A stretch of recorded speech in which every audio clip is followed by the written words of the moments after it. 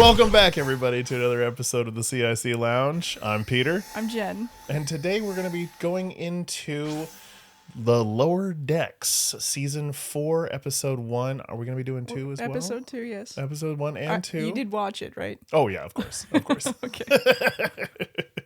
We don't communicate very well No. outside of this room. Episode 1 was Twovix, and we'll just dive right into that one. I thought it was hilarious. Oh my gosh. Okay, so Voyager, I've seen every episode of Voyager at least 4 times, and many of the episodes I've seen more than 4 times. Oh, yeah. So as I was watching this episode, I was seeing all the different Easter eggs from Voyager. The series creator for Lower Decks really is a Star Trek nerd. Oh, he did his homework. He knows Star Trek, and so to be able to integrate so many Easter eggs into this episode, which was an homage to Voyager. Oh yeah, and I loved it. Oh, every minute of that episode was great.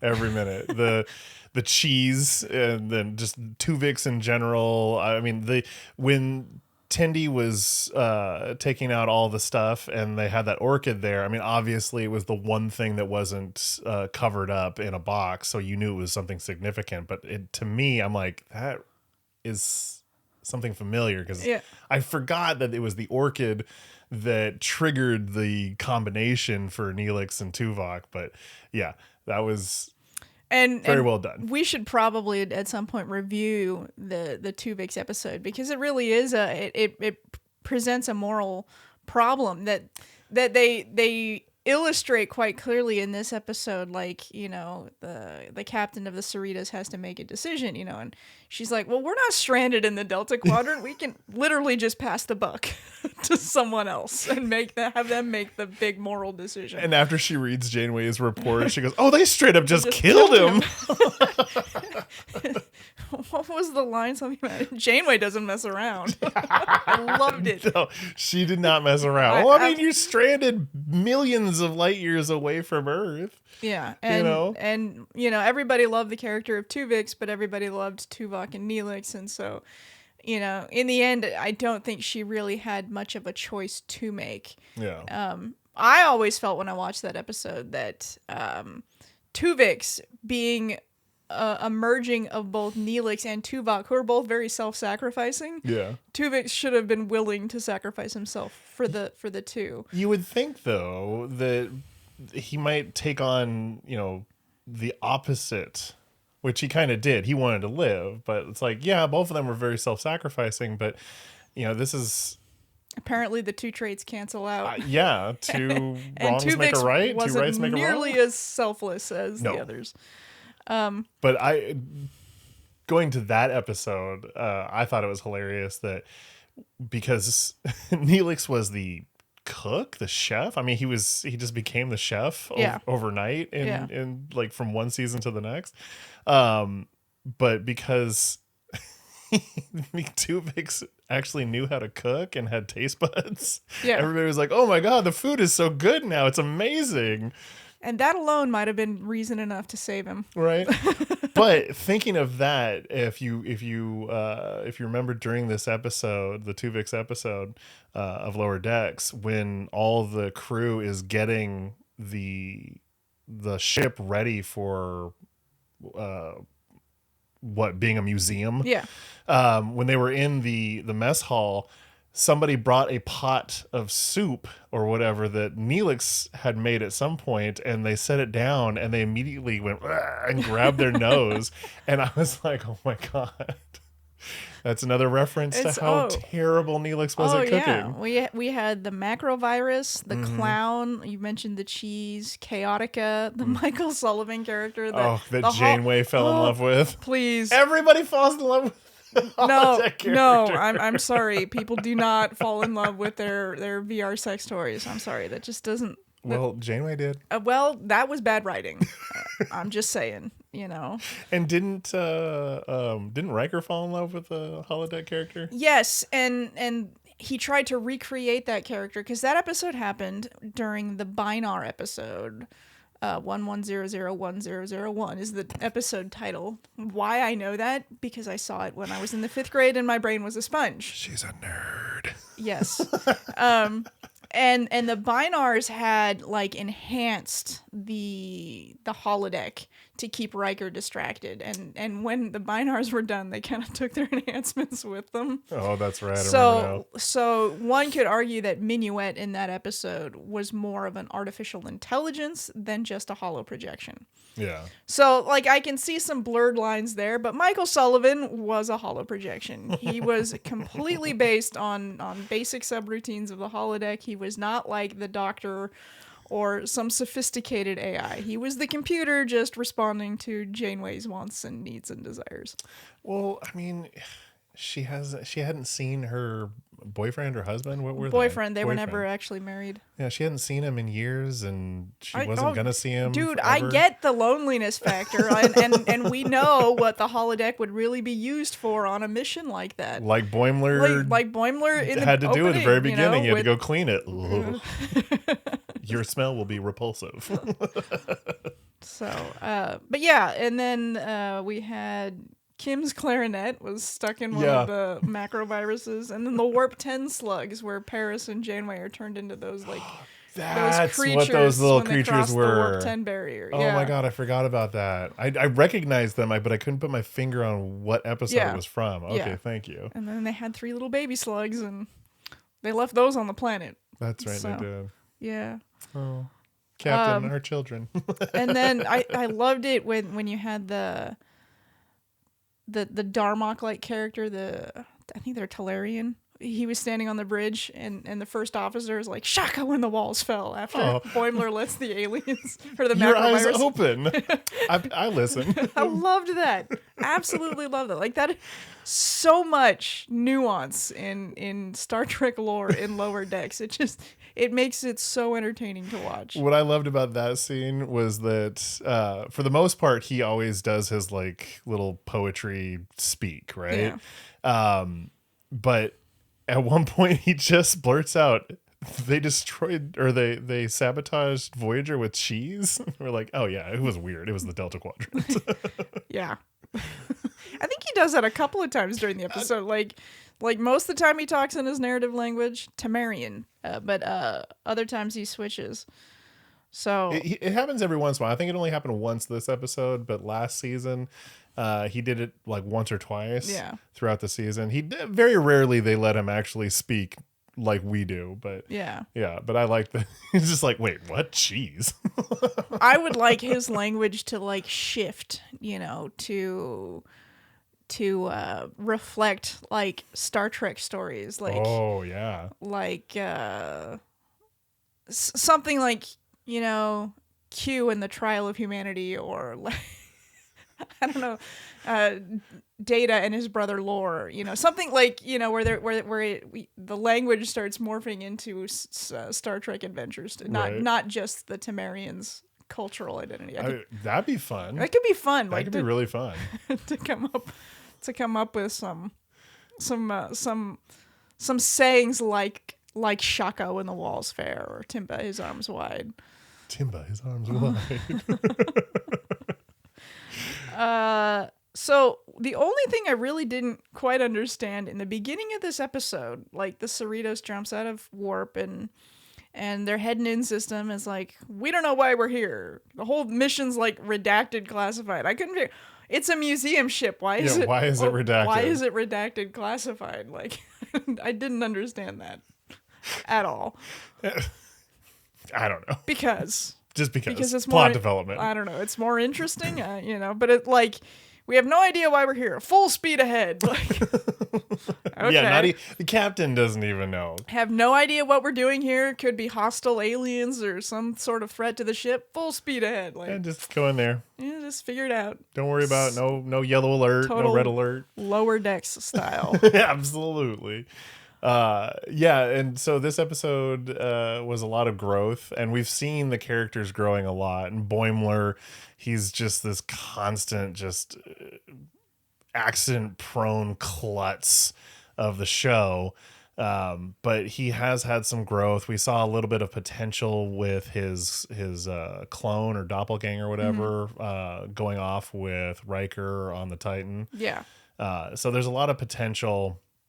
There's a lot of potential for Boimler as long as he gets out of his own way, which seems to be his biggest problem. Yeah. And the voice actor did a really good job, and even for the crossover, and they mentioned that in this episode, which I thought was good.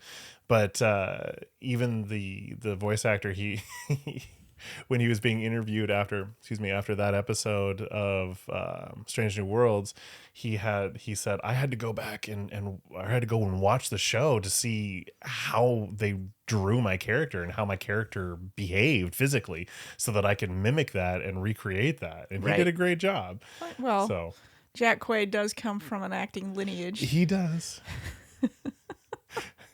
I mean, if Meg Ryan were my mom, I'd hope I'd learned a few things, let alone Dennis Quaid as my dad. So it never occurred to me watching The Boys who he was, and then watching Strange New Worlds and figuring out that his last name is Quaid. I was like, wait a second, pieces of the puzzle are being put together here. I can see the picture. Oh yeah. So Twovix was just it was a fun episode to watch. It was just as fun to watch the second time around when I took my notes. Like I started taking notes when it first came out. I'm like, no, I gotta enjoy it, you know. Well, when what was the doctor and the And engineer. What did their name become? Oh, I don't remember. I don't remember their name. I apologize, you guys. But I love how the captain's like, oh, it didn't take us very long to figure this out. Let's hope that he doesn't figure it out. And then it cuts to him in his room, and he's like, those sons of bitches, and immediately starts deploying this plan of merging other people. And he calls the doctor up and he's like, I need some help with my existential crisis here. Don't talk to anyone, I'll be right there. Love that. Don't make any self improvements. And I really liked how they got around the moral quandary of the Twovix problem by just merge them all together, and then they're just a non-sentient meat sack. And then you can separate them. Yeah. Then there's no moral qualms. Then there's no real moral issue because it's not sentient anymore. It's just a blob. So overall, I loved the episode. I thought they did a really good job. And having everybody in our little core group of characters of the lower decks all being promoted, minus the engineer. What's his name? Oh my God, this is bad. This is so bad. I'm embarrassed. If you hadn't asked me, I could have told you. This is where I can tell you names of characters from Next Generation and Deep Space. You could give me details because I watched those episodes when I was young and my brain was a sponge. Now that I'm in my 40s, I have a hard time retaining. I'm gonna see the name and I'm gonna be like, damn it. Rutherford. Thank you. Yep. Rutherford. That's what made me think of it. Wait, the guy says it at the end of the episode. Yeah, what is it? It was the next episode. But yeah, Rutherford doesn't get promoted to lieutenant junior grade.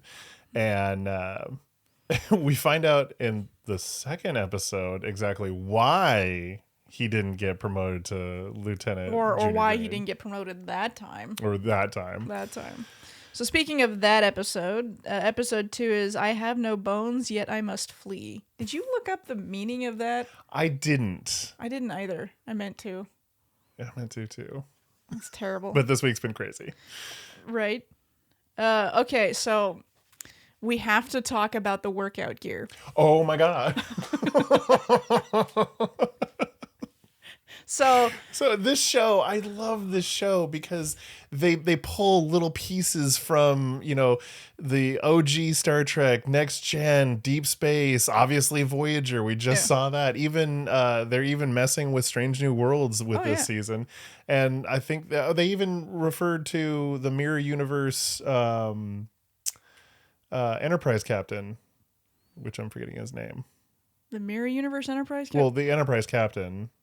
Kirk? No, from the show Enterprise. Oh, Archer? Archer, thank you. He references Boimler references Archer, yeah. Archer from the Mirror Universe.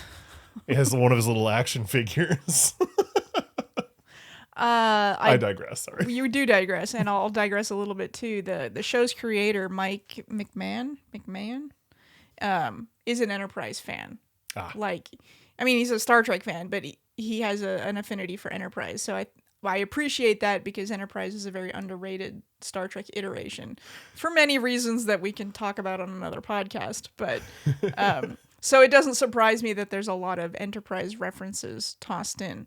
But back to the workout gear. Yes, sorry. So the workout gear is an homage to the leotards that Deanna Troi and Dr. Crusher wore in the episode with the Barzan wormhole, because I think it was the episode. At least I think it was the episode. Like, one of them had fallen in love and like was like, yeah, because it was Devanani Rao who came in to broker or buy the rights to the Barzan wormhole. The Barzan wormhole is the wormhole that goes to the Delta Quadrant. It's a stable wormhole, or so they think, so they believe. So they're trying to auction off the rights to use the wormhole. So the Ferengi are in on the negotiations. The Federation is there. This guy, Devanani Rao, and he falls in love with Troi. Anyway, there's a scene where these two characters, Troi and Crusher, are working out in ridiculous 1980s aerobic gear that is, well, I mean, it's not like they're unattractive women. It just, the eye lines and the costume design direct you to look at certain parts of their body, which are not necessary. Yeah, no. And the outfits are atrocious. Even for the 80s, they were just awful. Yeah, and the color combination with Troy's was like pink and purple, but like, Crusher's was this like orange and green or something. It was really just weird. And so for Lower Decks to put two men, big, burly gym rat, in this workout gear was great. Hilarious. Total. Because it really, like, it pokes fun at it, like it should, because that's what Lower Decks does. It makes fun of Star Trek in a very Star Trek way. Fully just rips on everything Star Trek. Did I send a picture? You sent it to me over something, but I've seen it all over the internet since, like, yeah. Green and silver, and she's wearing silver and purple? Yeah. It's just like, what is going on? But yeah, no, the fact that they put the men in there, I thought was absolutely brilliant. It's just ripping on the costume design from Star Trek Next Generation. Oh, yeah, definitely. And of course, Mariner comes in and is like, what's going on? Overhears, misconstrues, jumps to conclusions in typical Mariner fashion. Oh, typical Mariner fashion. And you talked about Boimler needing to get out of his own way. Oh, Mariner definitely needs to get out of her own I really don't understand. Like, there's, like, how long are you going to do this, honey? Like, rinse, repeat behavior, Yeah, I mean, like, what, near the end, she actually has, like, an aha moment. Like, why do I do this to myself? Yeah. And so there's some growth there. Yeah. And I mean, don't get me wrong. I love her sarcasm, her insubordinate kind of nature where she pushes the envelope. But sometimes I think they take it just a bit too far because they've done it so many times. Yeah. It becomes a bit old after a bit, Try something new. Like, have her actually follow orders for a change. Hopefully with this season, we'll actually see some growth. We'll see some growth. Yeah, that'd be good. With this episode, it was a menagerie episode. And a menagerie seems to be a theme that kind of floats from, series to series. Can you dive into that since you're the not really, because pseudo expert? Well, to my knowledge, I think the original series is the only one that did a menagerie. Well, but it's a common sci-fi theme. Yes. To where humans end up in a zoo, whether it's the Twilight Zone or Star Trek or some other. Rick and Morty did it. Well, the creator of Lower Decks worked on Rick and Morty, Well, so nice. there's probably some crossover there. But yeah, it's a common trope in sci-fi to have humans end up in a cage. You know, The outfits that the two humans were wearing in the menagerie in this episode, I felt were very familiar to me. Like they were an outfit that would have been worn by any like random two civilian aboard the Enterprise Next Generation. of Next Generation. Yeah, Yes. it had a very Next Generation. Okay, I'm not the only one that Civilian that uniform look to it. I don't know if that's actually a nod to that, but that's the feeling I got from it. That's the feeling I yeah. got. Okay. So, Moopsy. Oh my god. It's always the most inconspicuous one. It's the cute one. It's the cute one. Moopsy. Just drinks your bones. Drinks your bones? Moopsy. What the? Yeah. I want a Moopsy doll. I kind of want one too. Yeah. I was thinking the Moopsy would be more like the Feed the Bunny from Wreck-It Ralph, where it would start swelling as it ingested more, but it didn't. Then they could have gotten it back in its little cubby hole. But Yeah. yeah. So good stuff in this episode. The Twovix episode ended with a Klingon ship getting blown up. Yeah. And this episode opened with a Romulan ship getting blown up. And did you catch the little nod to our least favorite Star Trek movie at the beginning of episode 2? The Reman? The Reman cleaning up Reman guts. Yeah.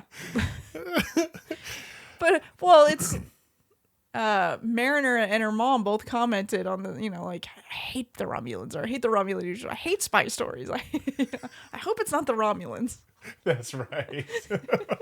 So, I did like how the only two things, aside from like the wreckage of the ship, that survived from the Klingon ship was a barrel of blood wine and the spear. Yeah, naturally. And then the captain's seat from the Romulan ship survives.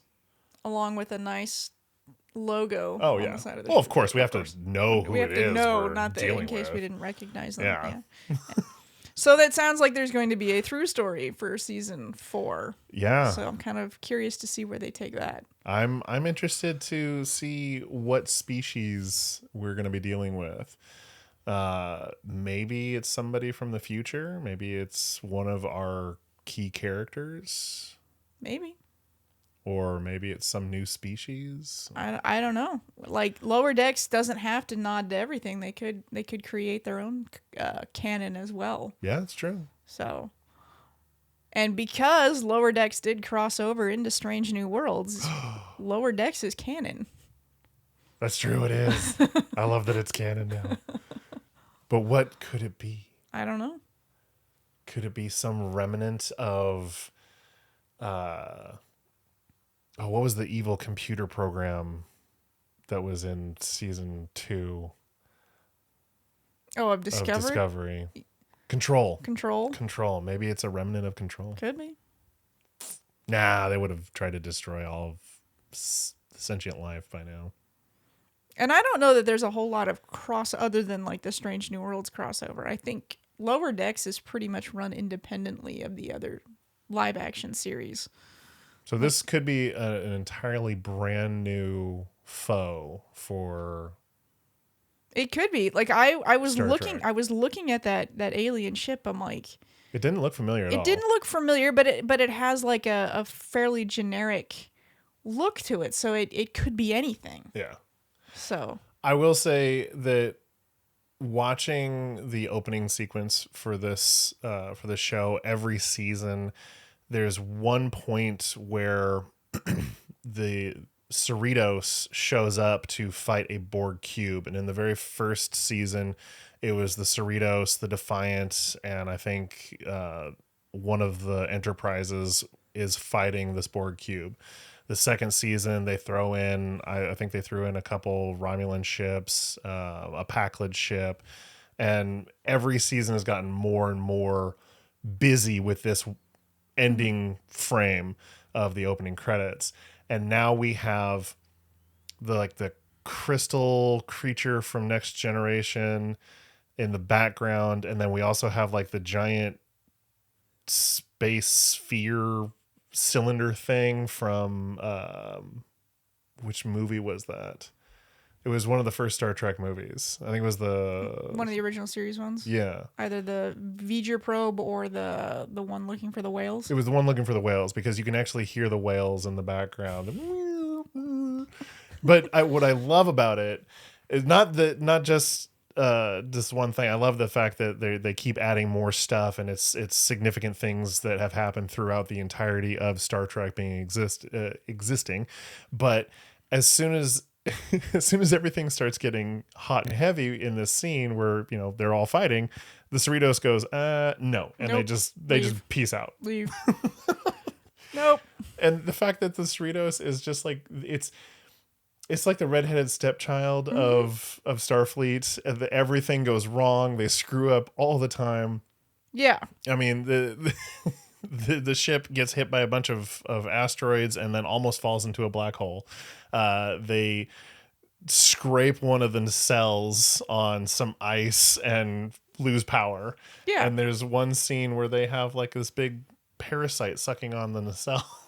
It's just like these guys are constantly getting into shenanigans. Yes. Which is why we love them. Right. And it's why we see the lower decks version of this class of starship, because this is clearly the class where not the top tier go. No. Not This is what, the California class? Yeah, this isn't your Galaxy class where you're sending your Rikers and your Crushers and your Picards. You're definitely This is yeah, what was I think it was last season. I think it was the second or third season. The Cerritos is always being sent on not first contact but second contact. Second contact. Can't trust them with first contact. Yeah. So I don't have a whole lot of notes. Lower Decks is just fun. Yeah. It's just just a fun, silly show that is now canon. And I would have thought that Boimler would have figured out how to use the controls on the windows. Oh my God. That's the first thing I thought of when he goes in there. He's like, oh my God, it's all red. I'm like, but can't he like dim the windows? Yeah. I mean, this is the future. It's like they have the lens flare filter for the bridge. Yeah. In the Abrams movies. I mean, but it's Boimler, so he's an idiot. It makes sense. As smart and clever as he is, he's stupid.